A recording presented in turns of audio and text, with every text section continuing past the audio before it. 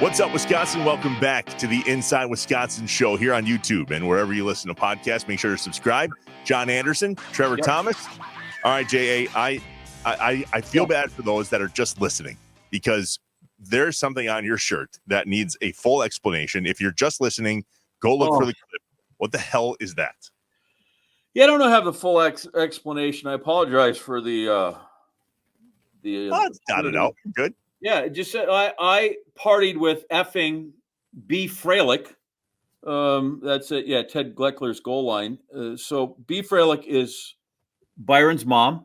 Yeah. Right. Yeah. Established in 1839. My good friend Byron Freilich, who's in a lot of these stories. We love BF.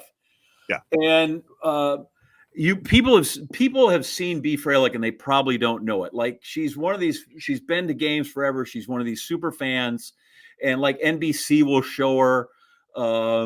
Anytime there's a Sunday night game, we show her. Kenny made one time's like, hey, do you have a fan that I could go talk? I'm like, I got the lady you need to go talk to. Kenny's been in B's kitchen and chatted it out. And so this is from when Pat McAfee met her. And McAfee just is like, I can't believe it. I effing partied with B. Freilich. That's amazing. He came down there. There's a quote on the back. I obviously can't see it, and I don't want to turn around. But essentially, it's more of the quote from McAfee. And so Byron had shirts made, and there's B right there, and she's got herself, looks like a top shelf margarita, and she's ready to go. And so B is a legend. If you guys don't know, she's a legend. When they did you say that McAfee has one of those shows or shirts on his set? I don't know if he has one on his set. Byron, I don't know if Byron sent it to her, but it was when he met her is what generated all that. We got to get him one if he doesn't. That's awesome. That he partied with B. Freilich. And so super fan, when they signed the legislation with that half-cent with the sales tax that we've covered both with Kevin and Bob Harlan, like she was up on the stage standing there when everybody signed the paperwork because you're like, hey, I don't know if this will take effect if it's binding if B's not there. So I don't think it made the show, but didn't we stop by her house when you were home in the John Wisconsin episode?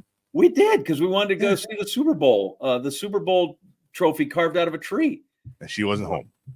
We knocked on their deep, and then as you know, I'm trying to get the draft held in their garage. Yeah, giant garage. Because they have a regular garage, and then they got a big RV garage next to it. And the draft is going to be huge. You need a big place, big spot. Yeah. And it's close. You saw where it is. It's close. Like it's literally right on the corner there of Oneida and Lombardi Avenue. It's two houses in. Literally. Convenient. I'm just saying. Front row seat. Have it at B. Freilich's house. I partied with effing B. Freilich. I have partied a day or two at UW-Whitewater. Transition, our guest today, Pat Miller, UW-Whitewater, former head coach of the basketball team, many a national championship, both as a player and a coach, and just fun to reminisce about the Whitewater days. Did you ever land at any of these D3 schools here in Wisconsin, JA, for a part of your two? There was a really tough night at Oshkosh one time when I'd come back. You know, we had one off weekend in the spring where we had some time away from track. We had the weekend free, so we'd drive up, we'd see kind of Byron and Madison, and then we'd make our way home. And one of the guys I went with his grandparents had a farm in Bondwell, which is crazy, right? From a guy from St. Louis whose grandparents, and then we were on the team together. Like it's the 3 degrees of cheese, right? Yeah, totally. And who doesn't love Bondwell? So he's out there in old Bondwell, and so we were back and we spent a Saturday night in Oshkosh, and I criminally overdid it, which was too bad. Yeah, and I spent way more time in a dorm bathroom than I should have. I cheated myself a little too much early that I did not have stamina power. So I know what we're talking about. Yeah. The answer is yes, I have. If you ever heard this story, it's a marathon, not a sprint. I learned that at UW-Whitewater. And I've been to a few sporting events there, as has this guy coached a few, and he's been there too as a player and a coach, like I mentioned. Let's jump in. Former UW-Whitewater head basketball coach, Hall of Famer, Pat Miller on the Inside Wisconsin Show. The Inside Wisconsin Show is brought to you by American Family Insurance, Aaron's Company, Blaine's Farm and Fleet, Capital Credit Union, Festival Foods, Quick Trip, Miller Lite, North Star Mohican Casino Resort, and the University of Wisconsin-Platteville. Hey, remember to subscribe on YouTube, leave a review, smash the like button, just get with us.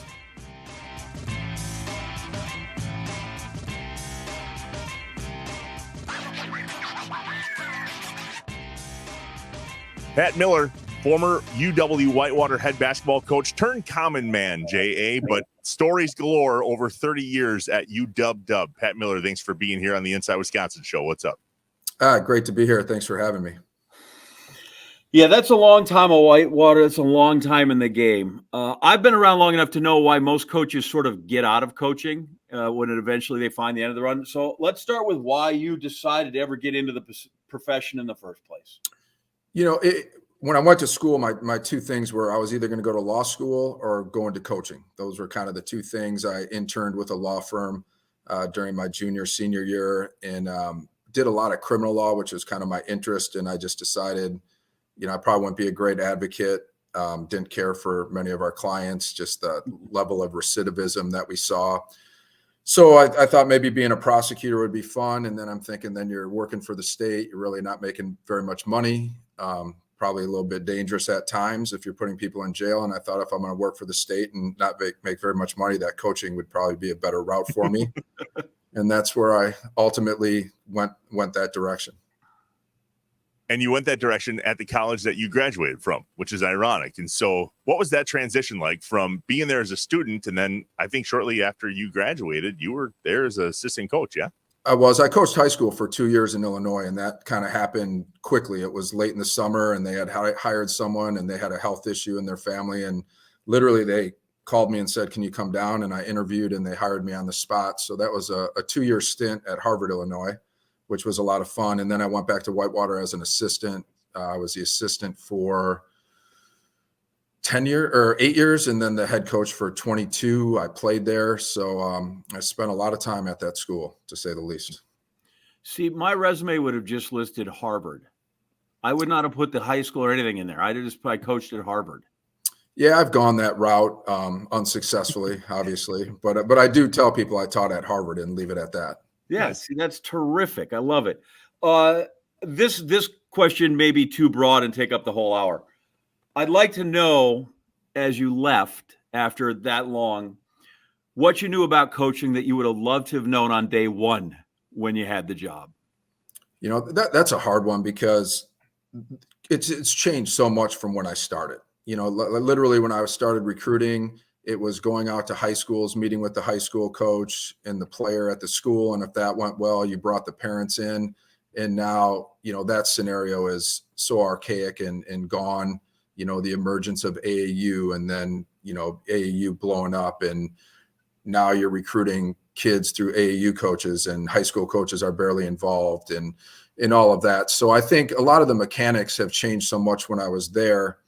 You know, I think ultimately, you know, what I've learned is that, you know, whether it's my job now, whether it's, you know, my friends who are running big organizations or professional sports teams, it's all how you deal with people and how you interact and how you can get people to come together. And, you know, fortunately for me, that's something I've always been interested in. I think I've always been decent at it and reading the room and figuring out what different people need. So I think there's not anything I wish I would have known. Obviously, you know, X's and O's, some of those experience things that you don't know and you can't know till you do it, helped me later on in my career. But I think overall, coaching is a dynamic profession, and it changed a lot while I was in it. It's continuing to change. And, you know, quite frankly, the changes that are happening now, I'm happy I'm not part of.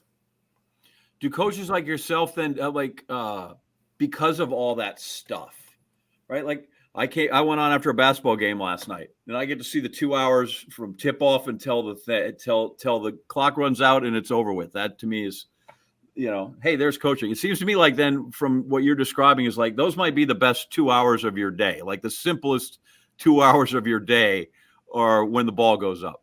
There's no doubt. And, you know, even as I love basketball, I was a gym rat. I played all the time. I didn't particularly like practice as a player, but as a coach, it takes on a totally different meaning. I loved, you know, October 15th to the first game, you know, those weeks of developing the team, developing chemistry, getting your system in.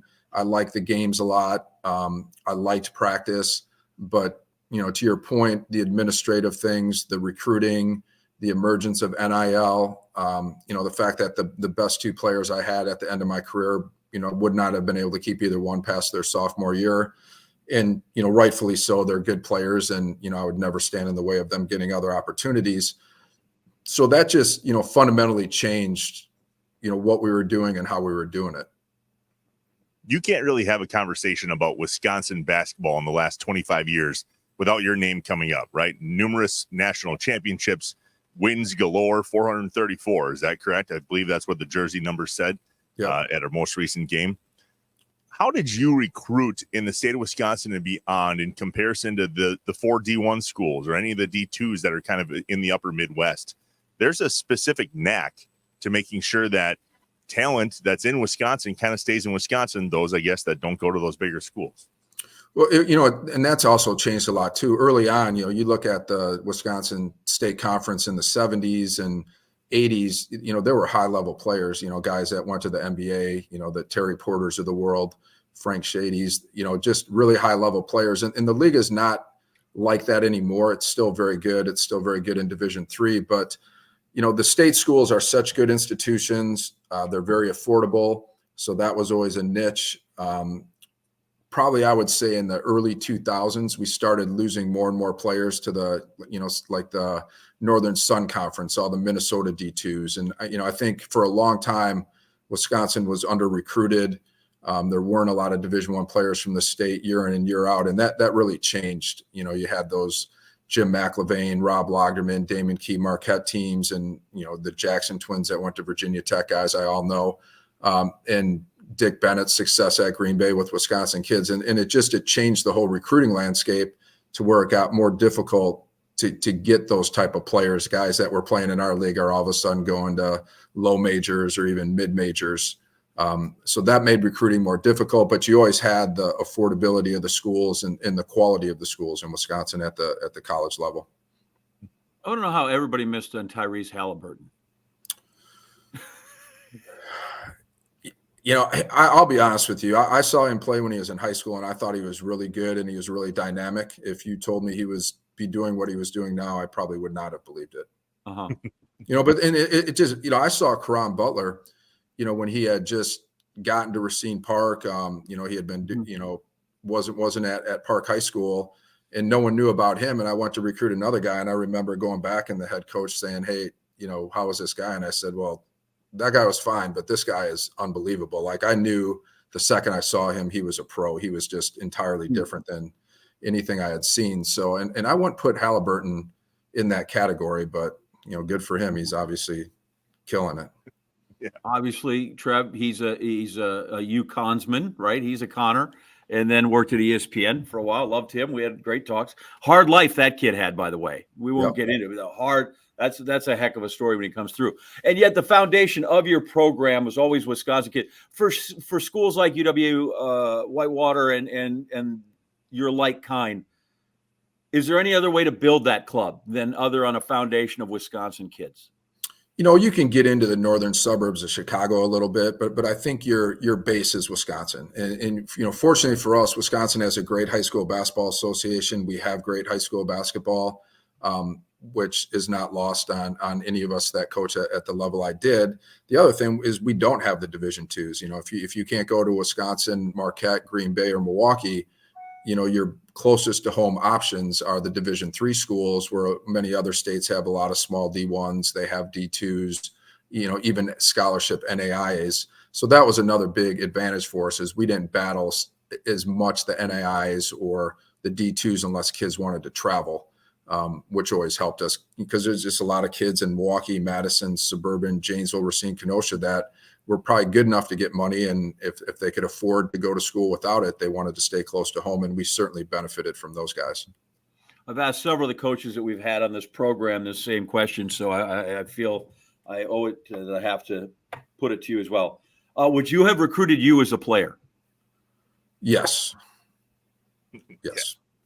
I think because I had a specialty. So I was a good 3-point shooter. And especially in college, you need those people to space the floor and create opportunities for other people. So I would have recruited myself. and I probably would have tried to tamper myself down at some point. I was going to say, and would you have liked to coach you? I was pretty coachable, to be honest. Good.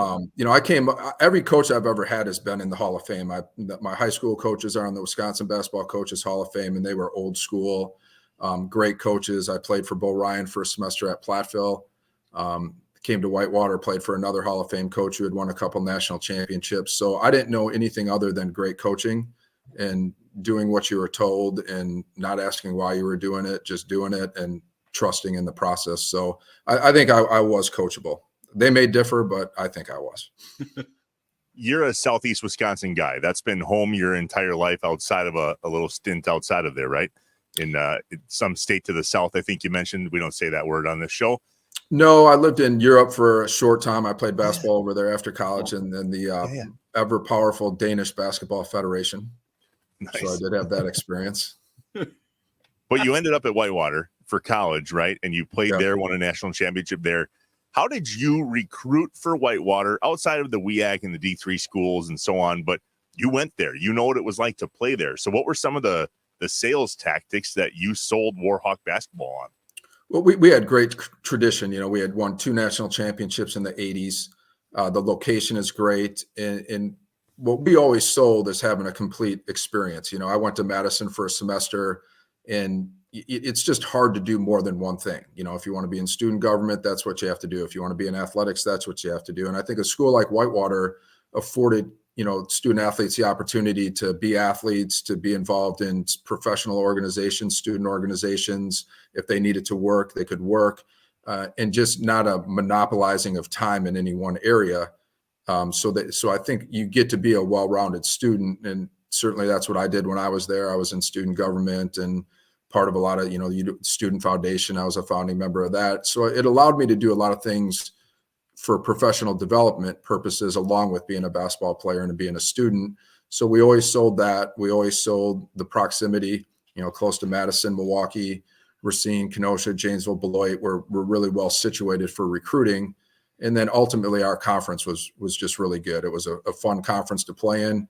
A lot of great teams. And if you could be the best team in our conference, you could win a national championship. And that's obviously part of what we sold, is having the opportunity to play in the NCAA tournament and win national championships, which is, not very many schools actually have those opportunities. So that was kind of the package we sold to people. And, lastly, I'd say we had really good diversity. We had rosters that had all different types of kids from different areas. And I think managing those rosters and kids interacting and getting to know each other was a big plus in their overall educational experience.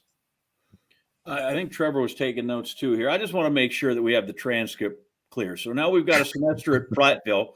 We have a semester at Wisconsin. What are we missing? Any other places of institutions of higher learning on your way to Whitewater? No, and I would like to report I graduated in 4 years with those two stops. Okay. So I went to Platteville, went to Wisconsin. Steve Yoder was the head coach there. Yep. And I played a lot of pickup, played with their guys, and was going to walk on. And he basically said, even if you're better than scholarship guys, I'm not going to play you because you're from 40 miles from here, and I would look foolish. So I used to play with some Whitewater alums at the Shell in Madison, and they convinced me to take another look at Whitewater, and that's where I went and didn't leave for 33 years. I feel like there's a lesson in there. Like, I don't care how good you are. I'm going to cut my nose off to spite my face and not play you because it's merit. Like, did you ever run into that and go, okay, no, I'm going to play these guys are good because I saw where this happened to me? Like, was there a lesson in there about how you handled kids? And I'm not asking you to run down Steve in any way, shape, or form, but that just seems to be counterintuitive if I'm trying to win basketball games. I'd play my best player. Looking back at it, I understood, and it was a rare time where Wisconsin had brought in some junior college players. And so he had a number of guards. In retrospect, I think those people left the program. I think if I would have stayed, I might have had an opportunity. But, I appreciated his honesty. He basically said, you can be on the team, but the chance of you playing is not great. And so if you want to play a significant role, this is not the place for you. So I appreciate that honesty. But I've always I play the best guys. And that's, I don't care if they're freshmen. I don't care if a freshman comes in and beats a senior, so be it. I just think you owe that to guys to if they take advantage of the opportunity and they demonstrate they can be the best player, that you play him.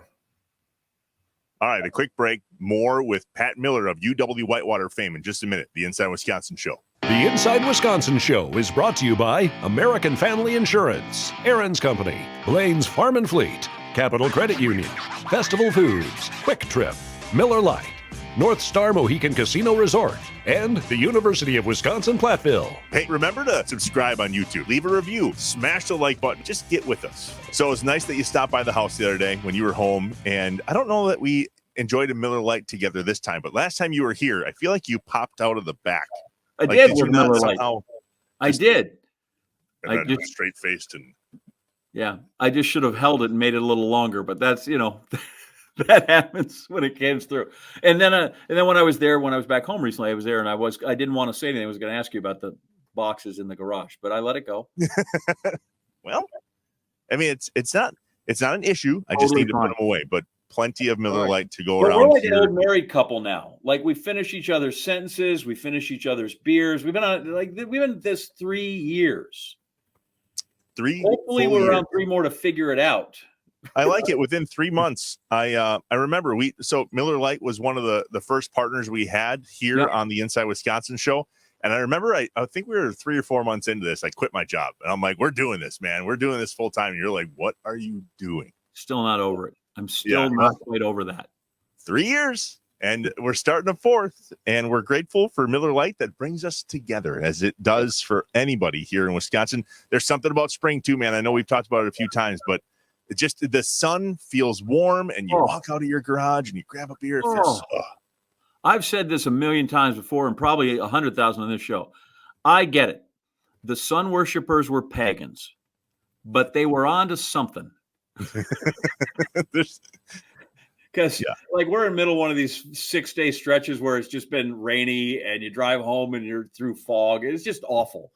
And then the sun comes out. It's why people have colds, right? Because it's like, it's only 43 degrees, but you go out and you see the sun. And you're like, it's amazing. And you tear your jacket off. And then you're wondering why you have a head cold going into the end of March and early April. But yeah, the sun's great. And then, someday I'll tell you the story.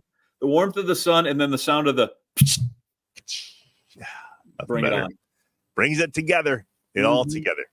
Times change, but you can always enjoy the great taste of Miller Lite. Tastes like Miller time. To get Miller Lite delivered right to your door, visit MillerLite.com/Inside Wisconsin's or Inside Wisconsin singular, or you can find it pretty much anywhere that sells beer. Celebrate responsibly. Miller Brewing Company, Milwaukee, Wisconsin.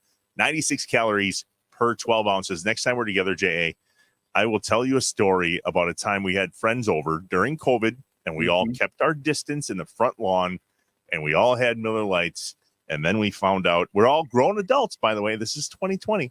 Yep. And then we found out somebody called the cops on us getting together during COVID, and what we did with the beer cans. It's a whole story. A little Trevor, Wisconsin preview. I love it. We can do it. Yeah. All right, grab a beer. All right, J.A., time for another top 5 list here on the Inside Wisconsin Show, presented by the University of Wisconsin-Platteville. A top university in the Midwest, UW-Platteville ranks in the top 50 for best undergraduate engineering programs in the country and offers top-rated STEM programs in healthcare, biology, and more. Learn more at uwplatt.edu. What are you wearing? What'd you do? So I switched here real quick because I told you I couldn't remember the quote on the back of the B Freilich shirt. So I want to make sure I got this right. First, there's B, I'm part of B. So here's the McAfee quote right here on the back. You come to watch a game at Lambeau Field, you come thank Bea. She built the effing place. At McAfee. Just so you know, I'm just trying to tell you, this is the legend of B right here. Seriously? By the way, she didn't build the place. The Hogards built the place. And Bob Hogard, who, good, big, bad, boring Bob, good Southwest guy. But yeah, just all I'm saying is don't F with B Freilich, okay? Can't wait. I got to meet her. How has that not happened? Yeah, how have you not met B? Well, because she didn't answer the door when we were there. Yeah, I would have that day. That's true. All right, top 5 list time. I'm jacked. Spring cleaning episode edition of the top 5 list. I love spring. I hate the mud, but it's time to clean and get the fresh air in the house. And I made a list here and I dabbled with your ideas as well. The top 5 random things found in a Wisconsin garage spring cleaning edition. Random stuff. Good. Like the things that you go through the garage and you're like, but look at that. Like you go in my garage right now, here's the patio furniture. That's not random. Yeah, no, everybody's put their patio furniture in for the winter. So in the winter, so it's there. So that's not random stuff. No, we're talking like the weirdness of like, that's a spring thing. Snowblower, not random. That should be in there. Exactly right. These are random things. Honorable mention. Let me start with my own honorable mention this time. What do you have? Honorable mention for a random thing you'd find in my garage in spring. My vehicle. Listen, the last time I brought that up, you got mad at me. I just thought you'd get a little kick out of that. All right, here's my number 5. Number 5, random things I found in my Wisconsin garage during spring cleaning. Random shoes. Why? My kids and just boots. Sure. The one boot here or a random ass shoe over there or a flip-flop that should have been put away everywhere. Well, the flip-flop would be random. A boot, I can see you put those out and then they get around and, because we're sledding. You have sleds. Do you have your, sleds and toboggans in there? And the for sure, yeah. Also not random, but you got to make sure they're in there. Especially for winter. What's your number 5? Critters. Animals? Yeah. Just a little something like there one, huh? Look, there one. I think that was enough. Okay. Everyone's in the woods? I live very close to the woods. Yeah. And then they get through everything. I've had more people out sealing holes that little mice can get through. And the worst one, let me digress really quick, of course. Yeah. So my Katie swears there's a critter in the wall. She can hear it. Dad, I can't hear it. Okay, great. So I go in when I hear it, and I'm like, okay, it looks like it could be, it might be, probably sounds bigger than a mouse. Something as a squirrel. So we invite the outdoor people. They come up and they go looking in here. The guy goes, well, the good news is you don't have squirrels. Oh, that's great. What is it? He goes, pretty sure you got bats. Bats. Oh. Anyway, so that took some doing to get the bats out because you can't just exterminate them because they're protected. Yeah. So you had to build outlets to get them to go out, and they go out in the summer. It's like, just don't worry, they're going to hibernate in the winter. Spring, they'll go flying out, and so we'll close up every hole. We'll leave them 3 or 4 places to get out, and then once they're out, we'll do it. And we've never had a bat problem again. Anyway, so I got critter problems. Everything from mice to bats to giant brown bears in the backyard. What? Yes. I got a possum hanging out in the backyard that my dog almost got into it the other day. Not brown bears. Jeez. Okay, all right, number 4, flat sports balls. Womp womp. But here's the problem with flat sports balls. Yeah. I go to pump them up, and I know where the pump is, right? But what am I missing? You never can find the needle. Why aren't they together? And the thing is, like right now, I know I have 3 needles in the garage. I know exactly the drawer they're in. And when I open it, they won't be there. Nuts. They won't be there. I know. Or you're like, why did I hang on to the one that was bent? Like I thought, like somehow I can rescue that one and use it again. That's awesome. I'm not the only one. You got to throw it out. Yeah, anyway. I have one of those. That's so funny. Number 4 on your list. I finally found the bucket of ice melt that I knew I had but hadn't found before I went to the hardware store and bought the new bucket of ice melt. So I have to now consolidate the number of buckets of ice melt I have. And remember where you put it maybe this time around. Yeah. All right. That kind of lines up with my number 3. Tools I didn't put away. I will use a tool, a little wrench of some kind or an Allen wrench or screwdriver, and I won't put it away. And then I'll go looking for it, and I can't find it because it's not in the spot that it should be. And then I get a whole new tool collection in the spring out of my garage. Okay. My number 3 is also tools. But by tools, I mean beer. There's random Miller Lights there, and I can't decide if I put one out there so when I get done snowblowing, like that's going to be good. Like that's underestimated, right? We think about, mowing the lawn, you come in and have no. You get done with that, and the driveway, and so usually there's one, and it should just be on the shelf. Same thing. It should be on the shelf. It should be on the side. I don't know how it got back in. Maybe somebody found it sitting in the snowbank and moved it. So I always find a couple of beers that are sitting around that I just feel like shouldn't be there, should have been consumed earlier. Like I said, they might have been there from the summer. They might have been from shoveling, whatever it is. But there's a couple of them. Yeah, randos. I like it. Number 2, Yeah. gallons of paint that came with the house. All right, every spring, I move these freaking gallons of paint in my garage. And I'm like, God, why do I hang on to these? Well, you never know. That's what I always tell myself. You never know. I haven't touched them in years. Why do I still have them? Yeah, well, because once a year, maybe twice a year, right? Your town, your village, they have let's get the hazardous waste disposal day, and it's always the day you're gone. That's also true. Then they have to stay another year. That's why, because you want to do it. You have the best intentions. You're going to do that. You're going to take them for the hazardous, and then you forget. Mine, by the way, I have all of them too. They're just inside. I know right where they are. The staircase down in the basement. They're just sitting underneath there. Sure. With all the luggage I don't use. Exactly. Like someday I'm going to for our wedding gift.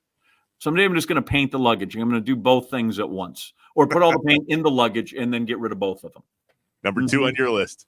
Number 2, I think people have this, is the cooler that's in there. And you're like, well, that's not totally random. But what's random is you forgot that you didn't clean it out in the last time. You just took it out of the car. You put it there. The ice now has melted, which is different than ice melt. And it's been in there for months. And I literally just did this last week. And I'm like, I'm going to open it, because I go and think, oh, pull this. I've got to put this downstairs. I forgot. And as soon as you realize the weight, you're like, there's water in there. And I don't really want to open that up, because it's going to be some sort of sea monster that's going to be in there. And so I did, and I took it out, and I just, it's like, hold your nose, take the medicine. I dumped it out.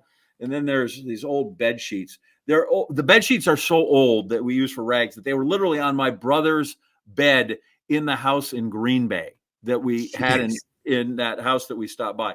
Yeah. And so we did that, and I did that, and then we were taking the garbage out Monday, and Tamara was like, "Why are you throwing that bed sheet away?" And I said, "Because I cleaned out the cooler." She's like, "All good enough. Don't want to ask.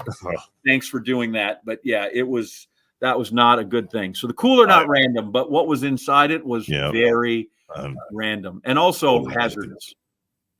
Yeah, I'm guilty of that as well. For some reason, when I get home from Thursday night softball with a cooler, I'm not in the mood to clean it up. Never are. And then it gets away from you because it's the winter and you're like, whatever.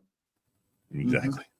And number 1, I wrote down beer fridge that needs restocking. But here's what's interesting about that. I clearly restock my beer fridge all winter long.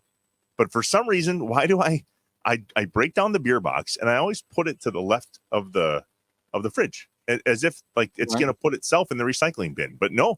Here comes spring, and I've got boxes of empty boxes of beer and put them away. That's all. Just clean up after yourself, Trevor. Stupid. I know. It's dumb. You're married. Clean up after yourself. Working on it. When it happens. You see my basement. Oh, yes. So the number 1 random thing I have is when you go and you think, oh, here's another one of these random half empty. Well, shouldn't say that. It's 2/3 empty. It's because it's not an optimistic kind of half full thing. It's the ice melt bucket, but I open it up and it's not ice melt. It's my wife's potting soil. Like, what the hell? How did that get in there? There's a half a bag of potting soil. The other half is randomly in this bucket because apparently you're trying to carry it somewhere. That's the thing. As I have some random buckets, ice melt buckets, just regular pails. There's bags. There's just random receptacles of dirt and potting soil because when you need some of it to do the mums in the fall, but then in the spring you might have to do some stuff, and then there's one.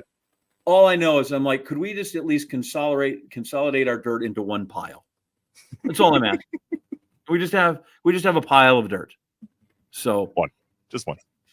That one's really kind of frustrating. Like that one, like you ever have one like, okay, that's not the hill I want to end the marriage on.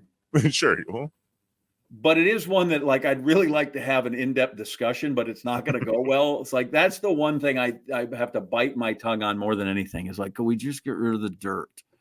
Right. And it's random to me because then when I do something about it, I'll be like, hey, did you know where's that bucket of dirt? It was in the ice melt bucket. It was sitting right over there. I'm like, how did you even know it was there? Because it hasn't been like if I'd put a date on it, like it was milk or food and put the date on it, it wouldn't have been touched in 3 years. Sure. But the second it's moved and it's not there, we know it's missing.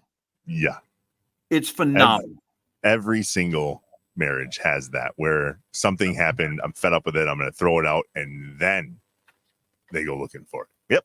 Where'd it go? I threw it out. Why? Because for 3 years I've tripped over it, thinking, and then I thought, oh, here's the ice melt that I was going to go use, and it's not that. It's dirt, potting soil. There's a difference. You can't just have dirt. You got to have potting soil.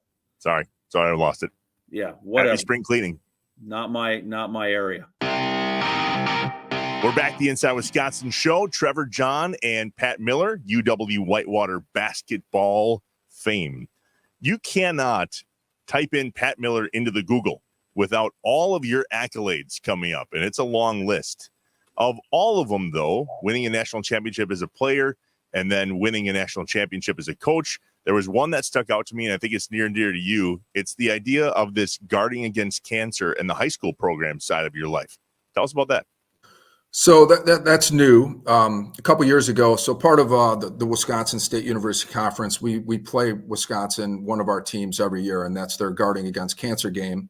And we had that experience at Whitewater a couple years ago. And along with that, they do some local fundraising. Greg and his wife, Michelle, come down. They meet with the different groups, the groups that are going to receive money and that are part of it. And so during that process, and I mean, I've known Greg forever, but I saw him in a different light other than just the basketball, and just like extraordinarily impressed by their commitment, the amount of time they put. As you guys know, there's a lot of, quote unquote celebrities that tie themselves to causes, and they're there in name. And what really stuck out to me was they were there in every element of it. So when we had the event the night, they showed up early, they stayed late, they engaged with people. The meetings we had, they showed up and talked to people as long as they wanted to talk. So I was just really impressed with the sincerity and their commitment to that cause. And then when I took the job with Brand Tech, we were kind of bouncing around some different philanthropic ideas, and that was going to be part of my lane, one of the things I was going to do. And we had talked about Coaches versus Cancer, and we decided to reach out to Greg and try to partner with him. And what we did is we picked 20 rivalry games in the state of Wisconsin to be GAC games. And then the WIC, they had a night in February where they all played GAC games.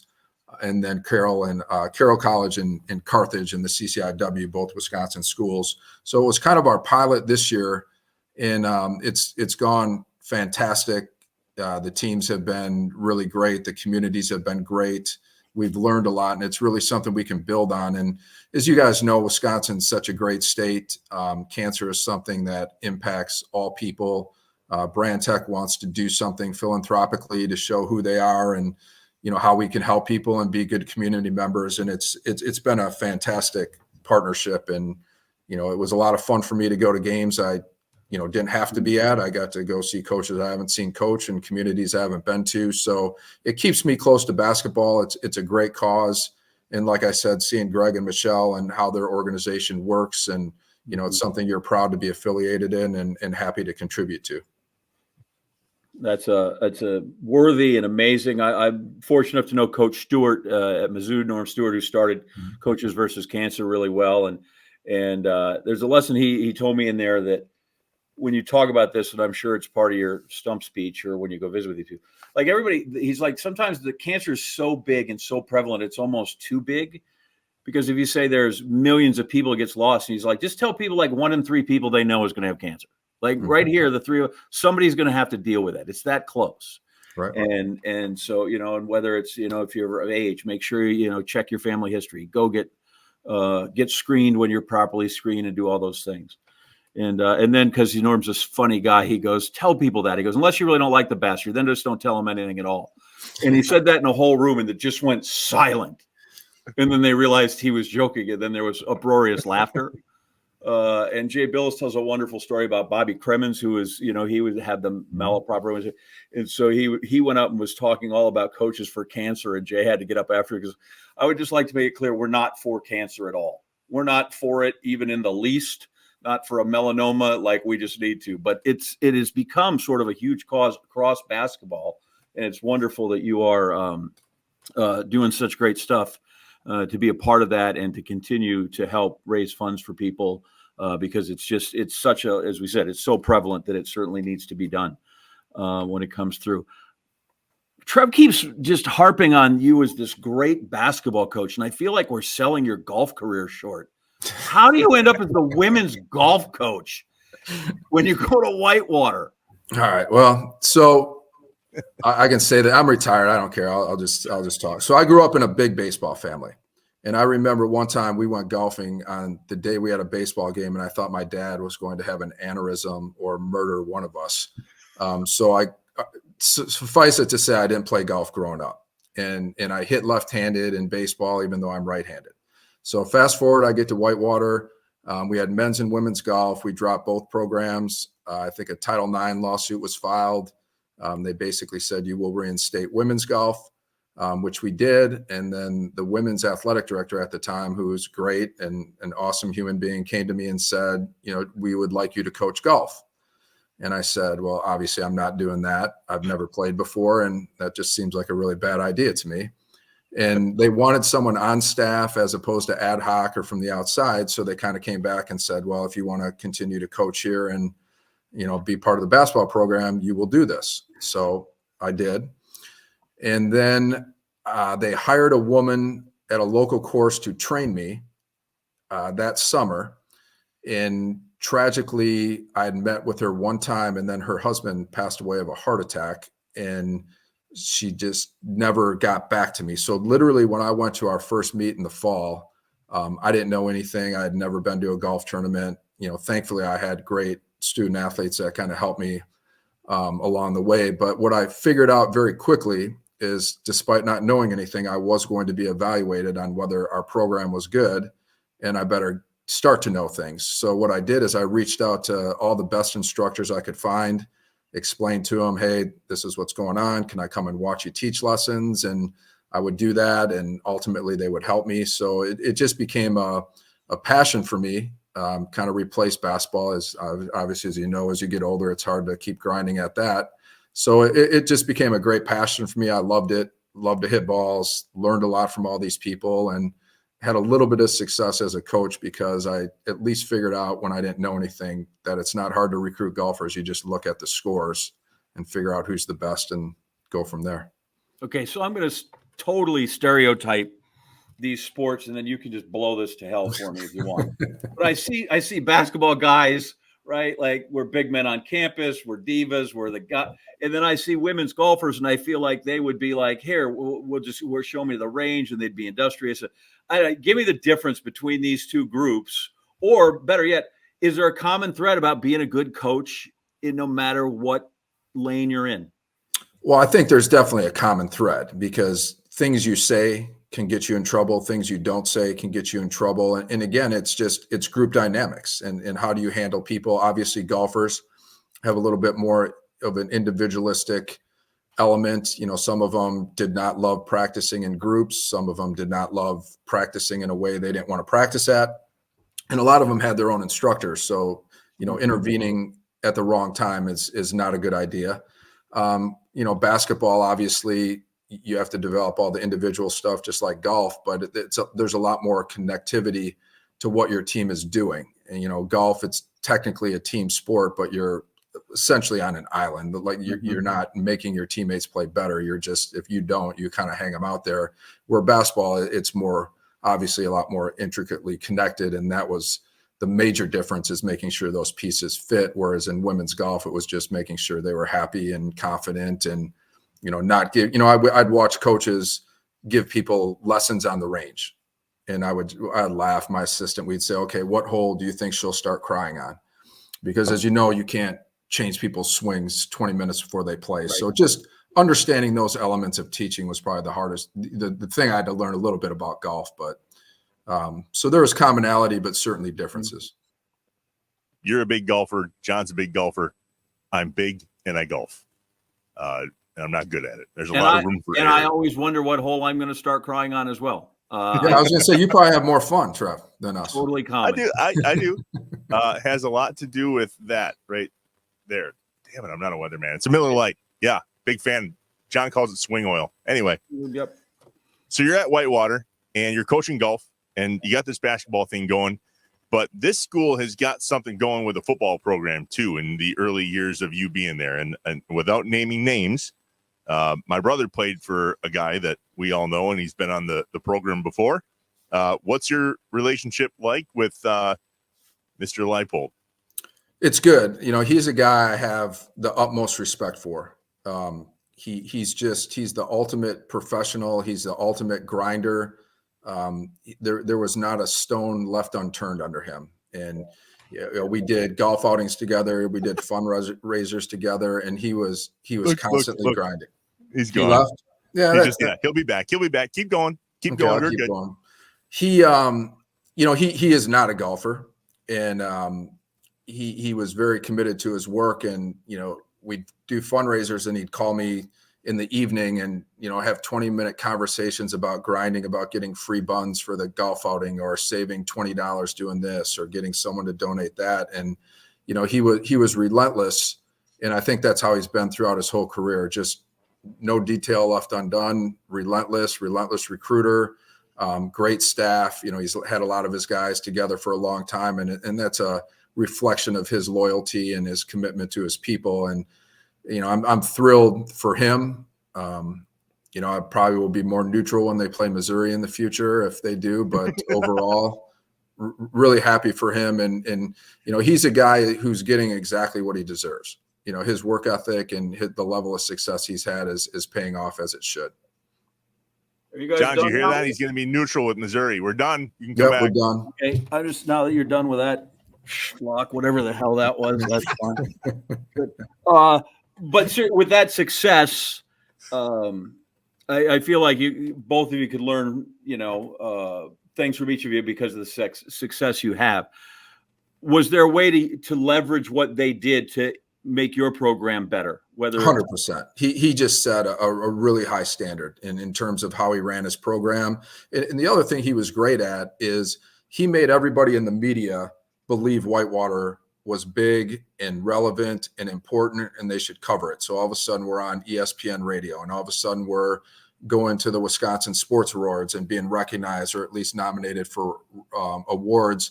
So that's something outside of the football world, the actual wins and losses and national championships, that he really spearheaded, and he reached out. He was great with media. He was great with connecting people. And again, he made everyone believe Whitewater football and UW-Whitewater athletics was a big deal. And that was really the heyday. When I was at Whitewater initially, we had good programs, and then we built to the level. I think 2012 is when we, or maybe 12 or 14, where we won national championship in football, basketball, and baseball all in the same year, which is obviously an extraordinary accomplishment. And that was really the pinnacle of my time there in terms of how we functioned and how we interacted with the media and everything. And he was obviously a big catalyst of that. You mentioned you have your national championships. I would like to know the difference in feeling of cutting down that net or winning one as a player and as a coach. Well, as a player, it's just an unbelievable level of satisfaction. Like, you've played everybody there is to play. You've done it. You've made the plays, and it's the best feeling ever. As a coach, it's great, but you're happy for your players. For me, I knew the experience they were having. I knew how much it would mean to them. I knew that it galvanizes relationships, and the guys they played with, they'd be friends with forever. So you're happy about that, but you almost feel more like a parent overseeing something, as opposed to the sense of accomplishment you get from actually playing. Mm-hmm. So, if choosing one over the other, playing and winning one was far more meaningful than coaching. And trust me, coaching's great. I'm not trying to diminish it, but it's just not the same. Mm-hmm. So back to coaching quick before we take one more quick break. Just tell us what we need to know about this NIL crap. Like, you're not a coach anymore. You're not in the game. I feel like, I don't know. I won't put my opinion in your mouth or John's. It's a circus, and it's a circus. And anybody who knows anything, as soon as it was released as it was, I knew it was going to be a circus. And I just think legally, they're not going to be able to block kids from making money, through their name, likeness, image, all those things. Now, even if they give them stipends, I just don't see how taking that ability away at this point survives any legal challenge. And it's obviously going to create the haves and have-nots. If you have a T. Boone Pickens or somebody like that wants to fund it, great. If you don't, you're going to struggle. I think certain states are more behind it. I think other states are lukewarm at best. I think for donors, if you're given $100,000 and your name goes up on a building, there's something tangible. If you're getting $100,000 and you bought a quarterback that gets hurt after 4 games, maybe doesn't feel as good. It'll be interesting to see if those people continue to give. But I think I'm happy for the players. I think a lot of those guys deserve it. And it's almost to me similar to what happened with the PGA Tour is you probably didn't give the players their due. You fought hard for them not to be compensated in any way, shape, or form, and then it got away from you, and it got really away from you. And I think it's unfortunate, but I don't know how they get it back now. Oh, I have loads of thoughts on all of that and how it's detrimental, how it's beneficial, how it's, like you said, we already have haves and have-nots, how we're going to even further make those classes more definitive and harder to move up in ranks. And it's a mess, and it's a shame that the NCAA is just, they are constantly reacting, and not once have they responded to it with any intention. They finally have just literally kind of almost thrown their hands up. And I've gone through this.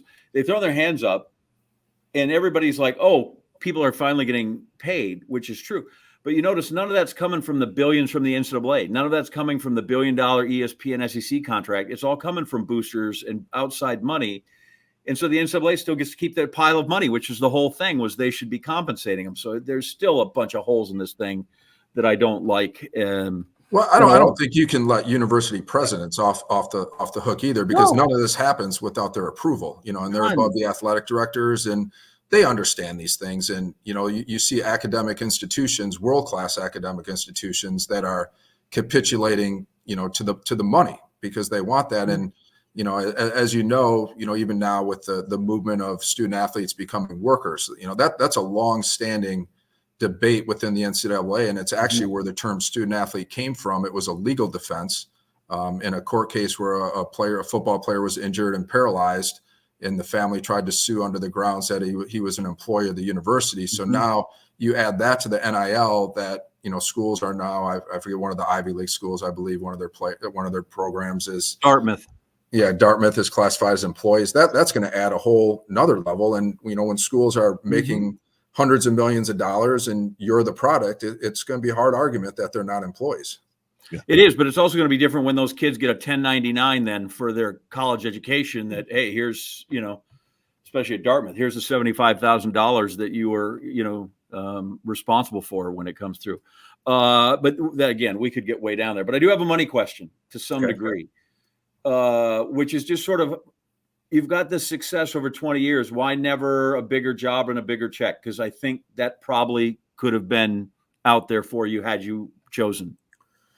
Early on, I had a good Division II opportunity and turned it down. I thought Whitewater was a better situation. And as you know, Bo Ryan came from our conference and won his way up. Dick Bennett did the same. That's what I was hoping to do. And, right after the 2012, 2014 national championships, I had an opportunity, some interest from Milwaukee, and that got shut down quickly. Their athletic director basically said there's no way they were going to hire a Division III coach. And I think what changed is, like even Ken Anderson going from Eau Claire to Wisconsin, even though he didn't stay there, that was a more likely scenario back in those days. The money was completely different, obviously. And I think what happened is it became a risk for a Division I athletic director to take a Division III coach. And I think that's where Lance was really fortunate with his athletic director at Buffalo, was willing to take that chance and opportunity, because as Lance would tell you, he was out there, he applied for a number of jobs, even Division II jobs that he fell short on. And so that opportunity was obviously something he took advantage of. But when the Milwaukee thing got shut down, I knew I was in a little bit of trouble. I was never particularly interested in going to be an assistant. And when you talk to people on the search committees, they would always tell me, like, either stay where you're at, or hopefully you can get like a regional Green Bay, Milwaukee, Northern Illinois, or be a Power 5 assistant. They said those are really your options. And I like being my own boss at Whitewater. I enjoy my family. So I would have loved to have the opportunity to coach at a higher level from the coaching aspect, but I'm not sure how much some of the other elements I would have loved. You know, I had a pretty good lifestyle, got to do things with my kids. You know, I don't have to worry about getting fired. Didn't have to worry about if I'm out playing golf a couple too many times that all of a sudden it's going to be on social media that we're losing because I'm golfing too much, those type of things. So there was definitely elements of staying at Whitewater that worked well for me. I think the thing that worked best was you won. You golfed and you won. Turns out that was a good combo. I'm telling you, being somewhere where you have a chance to win every year is a lot. You know, it's fair. And I think to be honest, some of the low major jobs are some of the worst situations you can have because you have Division I pressure. A lot of those places have Division III budgets. You're flying commercial. You're playing a bunch of guarantee games. Like those are really hard jobs. Whereas we had really good facilities at Whitewater. We had good budgets. We had great fundraising. We had success across our sport program. And it was a lot of fun. So I think it's, you know, I always appreciated where I was at. I always wanted to do a great job where I was at. And I was not one of those people that was constantly, you know, trying to get this job, that job, trying to move. You know, stability for my family was big too. I didn't want to move my kids out of their schools and away from their friends. So as you know, a lot of things go into those types of decisions. Yeah. Well, there's a lot of people that are glad you stayed. We'll put it that way. All right, we'll wrap it up in just a few minutes with Coach Pat Miller, UW-Whitewater. We're back in a second. The Inside Wisconsin Show. The Inside Wisconsin Show is brought to you by American Family Insurance, Aaron's Company, Blaine's Farm and Fleet, Capital Credit Union, Festival Foods, Quick Trip, Miller Lite, North Star Mohican Casino Resort, and the University of Wisconsin-Platteville. Hey, remember to subscribe on YouTube. Leave a review. Smash the like button. Just get with us. So, J.A., I know your work hours. You're a night owl, right? But yeah. Who's the? I would to be fully disclosed, right? We're taping this at noon, and I rolled in at 3 a.m. It's crazy. Mm-hmm. Who's the cook? Are you the cook? Is Tam the cook? Who does the cooking? Mostly Tam. Mm-hmm. Yeah. And you probably don't eat many meals. Do you guys meal plan together then? Or like, is it just whatever? No, meal plan is like this. What night are you going to be home? Are you going to be here? Are you and Trevor doing that stupid Inside Wisconsin thing that you're going to do that at mealtime? When are you doing the Homer Hour? What time is that thing? That's it. Right. Good of you to schedule that right at dinner time, John, 6 to 7. Perfect by you. So that's the meal planning. The meal planning isn't like, okay, you know, chicken or fish. It's not like we're going to a wedding reception and we got to choose one. Yeah, I was going to say that's your meal planning, but some do weekly meal plan. I love meal planning. Amanda and I try to do it, and Festival Foods is very helpful. If you go to festfoods.com, on the bottom of the homepage, you can click on weekly meal planning. All sorts of recipes, gives you everything you need to know. There's just something, I feel like you eat healthier. At least I do. If we meal plan together and like know what we're doing, maybe I can get it started for the family or something like that. But man, I eat like absolute crap if I don't meal plan. But these are really good recipes on Festival Foods website, festfoods.com. What's the first one I read here? Wild rice pilaf. You have my attention. You had me at pilaf. You had me at pilaf and wild rice. It's not only that, right? Like it's a healthy way to do it because when you don't have one, you're like, okay, let's just eat Chinese food and then you eat way too much of it. So it's healthy that way. And honestly, if you're budgeting, it's the best way to go because now you know what you need and you know what you go and that's what you buy and that's what you spend instead of randomly going buy and like, sure, Pop-Tarts, that'll be great. Let's give me some more of those. SpaghettiOs, perfect. That's it, right? But it's true. It helps in a couple of ways. I find more people that meal plan find it's better for their budget as much as it's better for their health and their lifestyle. And on festfoods.com, when you go and meal plan, you can literally click add to your cart. Now you have your entire shopping list. Good to go. Mm-hmm. Good to go. Hey, real quick, before we jump out of the Festival Foods world, something's crack-a-lacking in your world. I know. We're happy, right? The owner of Festival Foods, Art Skogan, right, also owns the Green Bay Rockers. He does. And John Fanta, their GM, we were visiting when I was back home. And I said, hey, you have summer internships? And he goes, we do. We got tons of them. And so my son Colin's like, oh, cool, Dad, I could go do that. And so he is hooked up. So Colin will spend the summer in Green Bay. He's he's like, where could I stay? And I said, well, you have two choices. You can stay with your grandmother, or you can stay with grandmother Audrey. So you're staying at one of your grandma's houses, even though Grandma Audrey is, a 58-year-old man, which really sounds terrible. But so he's going to stay with Mom, and he's going to be part of their broadcast internship. I think he's going to do some play-by-play with another young man from out of Syracuse. But super excited! I can't wait for him to get out there, get that experience, hang out with real professional people at a really great organization. And I don't feel like I did anything other than introduce him to people. So hopefully, I'd like to think the kid's done this on his merits. He's working in the journalism field now at a local TV station there, and he's doing a bang-up job. And so I just hope he has a ball. And then I hope he just doesn't do some of the things I used to do when I went back to the summer, Did you give him any tips for living with your mother? There's no manual for this, Trevor. There is none. This is just experience. You just get on the back of the horse and you just hold on. And the beauty is, unlike rodeo, you can hang on with both hands. And are you kidding? He'll run the place. It's going to be worse. I'm going to be like, she has no discipline. Like, she wore it all out on me. And every time she goes, oh, I should have been better for you and your daughter, your sister. So this kid is going to just be, like I was on a single lane road, he's going to be like on a 6-lane highway. This kid won't even be able to find the ditches with what he's going to want to do. It's going to be you want to talk about meal planning. Colin, what would you like? What would you like for lunch? What would you like for dinner? I could make you this for a snack when you come home from the ballpark. I know it'll be late. It's going to be gross is what it's going to be. It's going to be gross.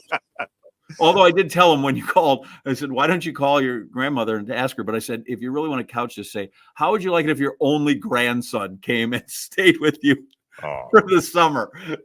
Twist that all the time. So, because we're the end of the eating like a king, man. Because there's I don't know if you knew this. We're the end of the Andersons. I'm the last male Anderson. Until Colin came. So Colin is the last Anderson. No pressure, dude. I don't know about you. You see, you got 2 shots at it, and I don't know. You got a brother. You got all kinds of stuff. Yeah, there's a lot of Rams ears. Yeah, there. No, we're it. We got Collins and Berrigans and all these other things, but that's it. This is it. Hopefully, it's going to carry on, and hopefully, meals will be made and planned with Grandma and Colin here in Green Bay at Festival. There you go. Go Rockers. All right, we're back to wrap it up with former coach Pat Miller, UW-Whitewater, turned common man, and it feels good. All right, a couple for me, and then off to the JA Lightning Round. John, before you jumped on, I had asked Coach where all of his trophies are and stuff. Yep. And I wondered if there was a man cave or where's the national championship trophy. It turns out that there's one. Did you tell me? And then the rest are in a box. What's going on? Yeah, my wife is not a big fan of the sports memorabilia. So I was the National Coach of the Year twice. The first year I got it, and we have a little, I don't even know what you'd call it, a little piece of furniture behind our couch, and I put that on there. And that was allowed to stay, I will say that. So that would, if you walked in my house, that'd be the only way I coached basketball, is if you saw that. And then I won the second one, and I put it across from it, and it's very symmetrical, looked very good. And I came home, and it was gone. And I said, hey, where's my trophy? And she said, yeah, no, you get one. And she said, I left the most recent one up. Your other one's in the basement if you want it. So that's how that goes at my house. So there are boxes of things in my basement being proudly displayed to nothing or no one. I just wrapped up coaching my 5th year of grade school basketball. My oldest son is in 8th grade. I coached from 4, 5, 6, 7th, and 8th grade. That's actually the basketball I just got from the players as it was like a wrap-up season. That's cool. Awesome. Yeah, those are the fun things. I think so too. Well, okay, so good segue. My pride and joy, though. Uh-oh, what do we got here? This is the basketball hoop that I played on at Johnson Creek High School. So I dunked in a game on this very hoop. Ken Johnson gave it to me when they were replacing the hoops, which I thought was cool. So you must have something somewhere that's bigger and better than a trophy. What's like your prized possession from your coaching days? So my prized possession, we do a big fundraiser with our basketball and football program. And when we tore up the floor I played on, I got a bunch of the boards. I found a woman who's an artist in a nearby town who's great, and she made a table with a glass covering of the floor. Wow. So I basically have 4x4 table, glass covered with the floor I played on. So that would be my prized possession. And then one of the janitors, when I'm sitting at the table, he took the floor and he made me a pen out of the floor, which is really cool.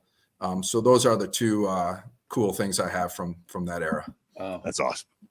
Those are really awesome. I couldn't have anybody make me a pen. More than one person is like, I'm going to get you a really nice pen. And I'm like, I'm going to lose it. And I have lost more pens. And so I would not need that prized possession. So that's amazing. Okay. Trev, he's making me think I should put these away now over my shoulder for you. Yeah. Speaking of trophies, look at this, Pat. I'll just get rid of those anymore. So now I'm just a show off. Well, I think those are probably a different level than mine. I don't know. No, I don't think that's the case at all. So anyway, all right, are we ready to fire off some lightning round questions here? Here we go. Okay. All right. Well, first I'm gonna cross off. Do you like Lance Leipold? Because that's not crap anymore. I don't need that. I'm gonna start with this one because Shaka told such a good story. Did you have the key to your high school gym? I did not, but we had several churches we broke into. And I found out later that they knew we were there. We thought we were pretty sly, but we would play there, and I think they were all right with it. These things happen. Why did UW-Oshkosh give you so many early headaches when you started? They were just good. They were just really good. Okay. Number of guys you recruited who you think could outshoot you? Whew. 3. Who were they? Miles Barnstable, who played for us now. Eric Burdett, who set all kinds of records, had a couple 40-point games where he'd made 10 or 11 threes. And I'm sure there's one other one somewhere. So I went with 3. All right. Very good. Yeah. Other than that, though, you hold your own with these cats. I did. Excellent. If you're going on Survivor, what's the one Wisconsin thing you'd take with you? Shotgun. Can you use those there? Solid. What's a bubbler? What was that one? What's a bubbler? It's a water fountain. There you go. That's just testing. See, I'm in southern Wisconsin, so we got the bubbler drinking fountain. We had a little both. Yeah, but we know what it's called here in the state. If I need a cheeseburger in Whitewater, and I don't want like a gourmet thing, I want something that's totally horrible for me. Where do I go? 841. Okay, Trevor, are you familiar with that? Probably over the years. It's probably changed names. Yeah.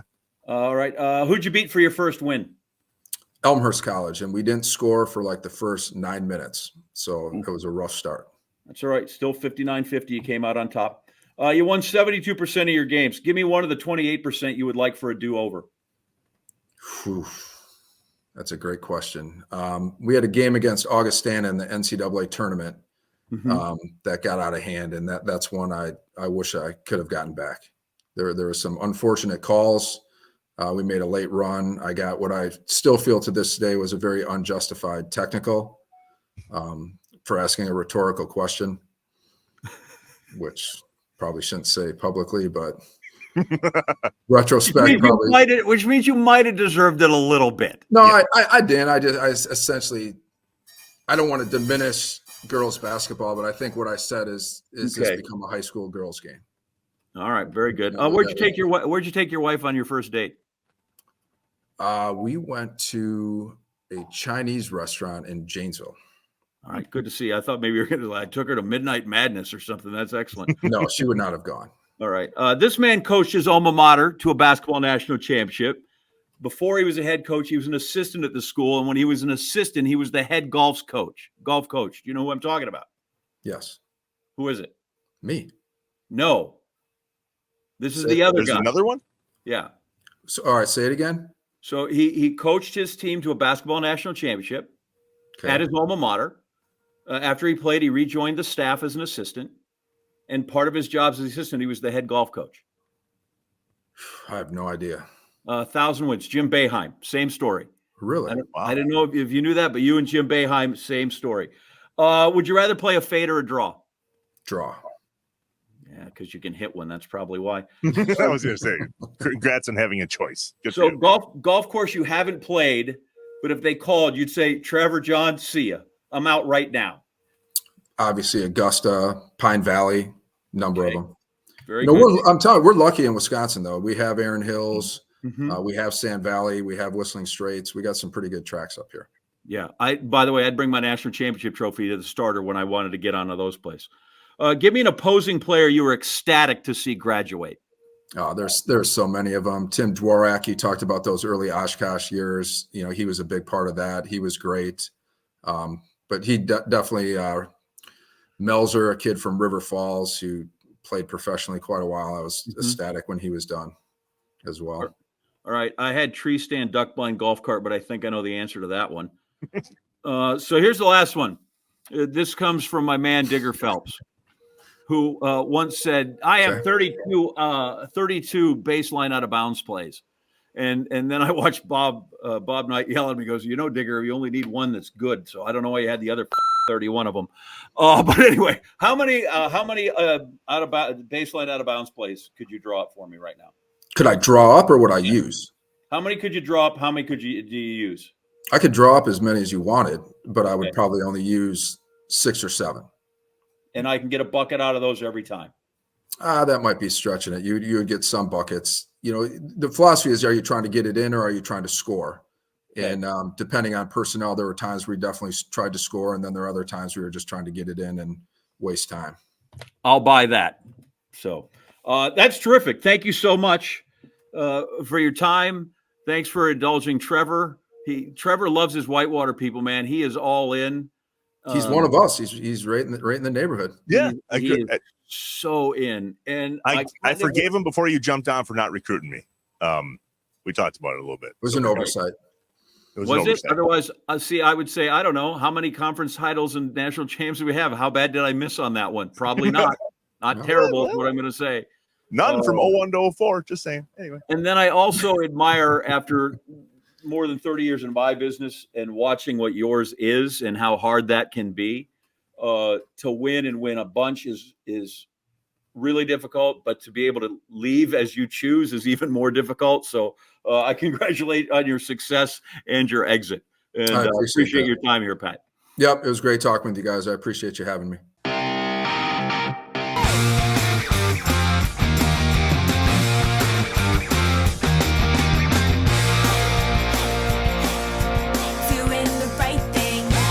I always find it fascinating to hear how a guy that's been doing, 30 plus years at Whitewater, and now he's just, I don't know, Joe Schmo working and golfing for fun. Pat Miller was great. Honestly, I don't know why. I just have a feeling that I can empathize with him. About 30 years, 35 years in a job, and then suddenly you might be playing golf. I don't know why, but I have it for some reason that it's resonating with me. Got it.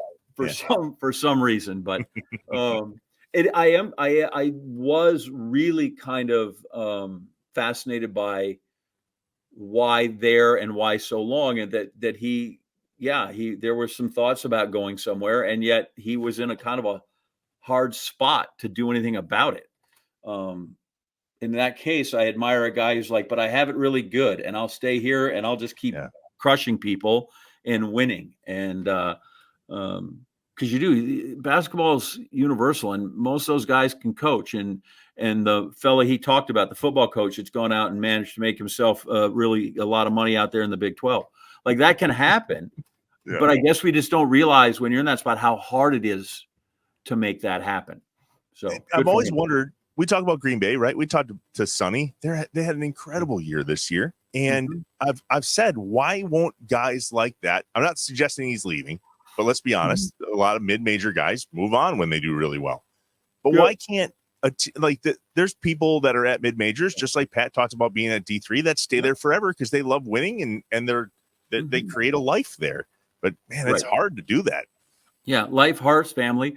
And you quietly said in there, I've been to 35 whatever Final Fours in a row because it's the NCAA event, and all that NCAA tournament money trickles down not only to D1 people, but at D2 and D3, and they do all that. So all those coaches are there. So he's seen all of it. So he knows kind of what the side of that is if it doesn't go right. And seeing those guys that chase and chase and chase, or get that job that they needed because they think it's a bad job, and then they got to figure out how to get back in it. And so listen, I admire him, and Whitewater, UW-Whitewater, the school, the community. And now with his work, closer to Madison, and the whole state's better for it. That's for sure. My entire life is because of UW-Whitewater. My wife, my kids, my brother, my in-laws, it all started at UW-Whitewater. I just don't remember much of it. Do you know what year UW-Whitewater was founded? 1897. Not bad. 1868. Jeez, 20 years after the state was founded? So it's crazy. Yeah. In fact, I went and looked up because I'm fascinated by the UW system, which, well, there was the University of Wisconsin system, and then there was the Wisconsin State University system, and they finally merged. And in 71, that's when we had all 13 in the system. So I was looking up. Do you real quick? Do you know the 5 oldest of those UW schools? I'm top 5. Sure hoping that UW-Whitewater would qualify. So they're second oldest. So I find this is amazing. Like Milwaukee is new, 1956. Yeah. GB new, 65 is new. So wait, I got one. River Falls. River Falls is 4th on the list. Boom. I'm doing well. I'm 2 for 2. Hang on. The oldest one is Platteville, 1866. Platteville. Wow. Wait, don't they sponsor the top 5? Yeah, they do. We need to put this away until we do the no. Platteville's the oldest in 66. UW-Whitewater was 1868. Oshkosh was 1871. River Falls was 1874, and Stout was 1891. Wow. Which makes sense because they're kind of outposts, right? Sure. And all of them started, all of the UW system schools started before, until you got to Milwaukee and GB, but all of them, Stout, Superior, Stevens Point, they were 1800. All of them were normal schools or teacher colleges. They were all there for teachers' colleges. That's the only reason they were there, to train teachers. And then Platteville got sideways because they wanted to do a whole curriculum for everybody. And they fought them on it. That's going well. They fought them on it until really in the into the 40s. And then everybody came back from the war in the GI Bill, and they needed places to go, and they needed more than teacher colleges. They needed to teach everything. And that's when the schools exploded. So we could do more on the history of the system because it's fascinating that, how it looked, right? Everything was a teacher's college. And that's sort of, now I'm way off base, but around here we have tons of like these private schools, Exeter, Avon Old Farms. And the reason there's all these old private kind of, think of old money private schools for high schoolers in the Northeast is because when we first got to this country, the only good place to get an education is you had to go to the Abbey, you had to go to the seminary. And so then there's these wealthy guys that, industrialists like, well, what if I want my kid to be a priest? I just want him to be smart and be a senator. So then they took all their money and they started these private schools, and that's how they all sprung up.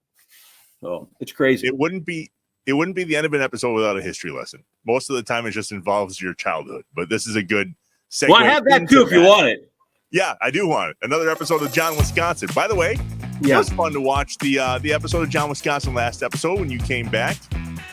So many stories came to life. Super grateful for that. All right, bring another story to life, would you?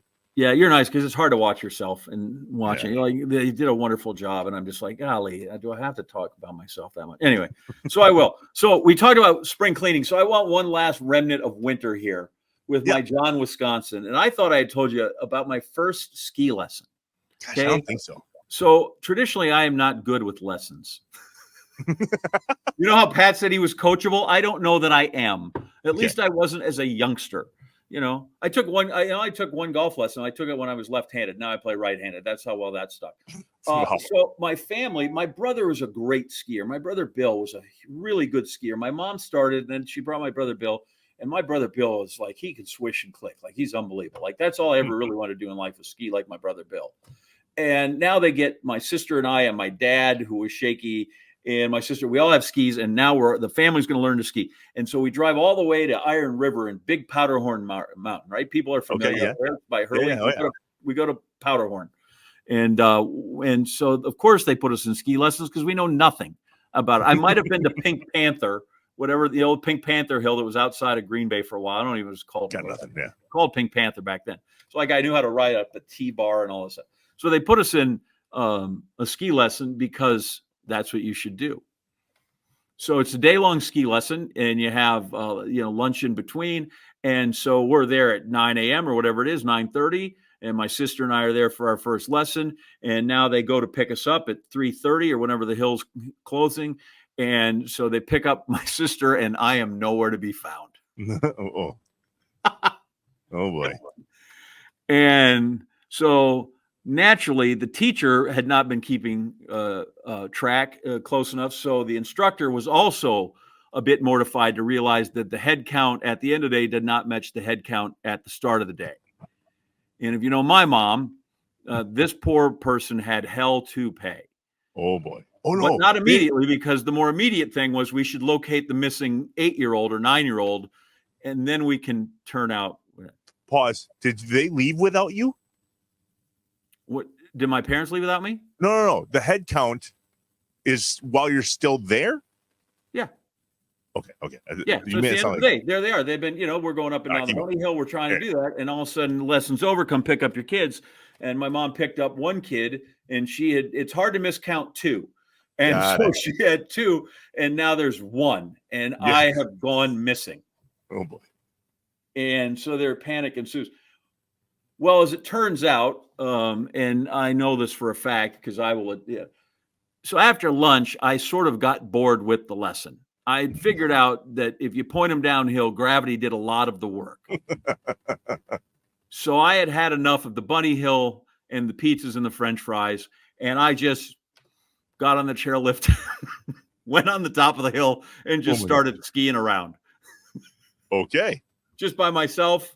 I didn't go black diamond skiing, but I think we explored most of the other green trails and some of the blue diamond terrain. And so now there's panic. They're looking all over the hill for me.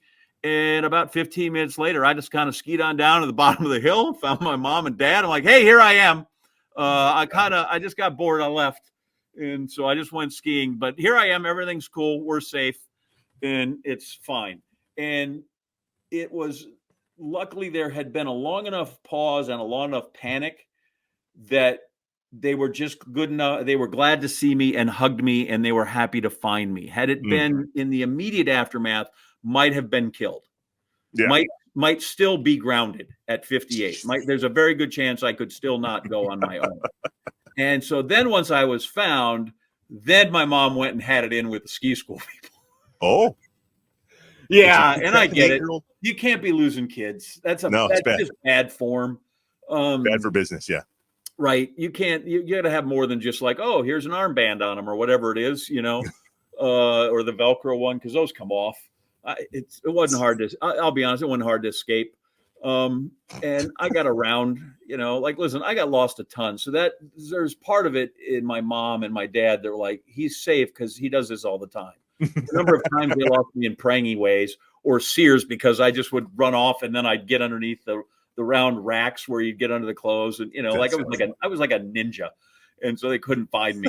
So I don't think, they think to some degree they were worried, but in the end I think they thought, no, this is so on brand for this kid that he's going to turn up. But still, they were, like I said, I milked it, not purposely, but it took just long enough that I avoided any real hazards.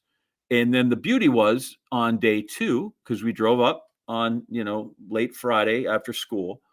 On Sunday, I did not have to go back to the ski school. Les did. She went back for a second day, and I kind of went and skied with my mom and my dad and my dad had been in adult ski school, but more with my mom and my brother. So, yeah, I just. You still ski today? Yeah, not as much as I can. The kids, we tried when they were really young, and they loved it right until Katie decided she was cold and didn't want any more part of it. But I still every once in a while will go out. We got a hill close by that my son and I will go to, and I still love to ski. I do that a ton. Some days I'll tell you stories about me and my buddy Dennis Mitchelltree taking the ski bus up from every Sunday from there in De Pere, go up to Brule and come back. So I love it.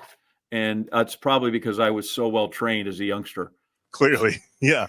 One lesson, off to the Blue Diamonds. We go. I don't have time for this. I don't do well with boredom. The fact that I've stuck with this, how many years? 3 years is remarkable. Because I'm like, okay, what's the next thing? Grateful for it. as is Wisconsin, the end of season 3, man. This is, it's just awesome. Off to season 4, 3 full years of doing the Inside Wisconsin show. It's pretty cool. There's a lot of things that try and don't make it. And here we are. So far, yep, we're good. All right. Thanks to Pat Miller, UW-Whitewater. Go Hawks. Go Hawks. And a tip of the cap to UW-Platteville. We're very grateful for you, too. All right. I am Trevor, as you were, Wisconsin. We'll see you next time. Remember to subscribe on YouTube. Leave a review. Smash the like button. Just get with us. The Inside Wisconsin Show is brought to you by American Family Insurance, Aaron's Company, Blaine's Farm and Fleet, Capital Credit Union, Festival Foods, Quick Trip, Miller Lite, North Star Mohican Casino Resort, and the University of Wisconsin-Platteville.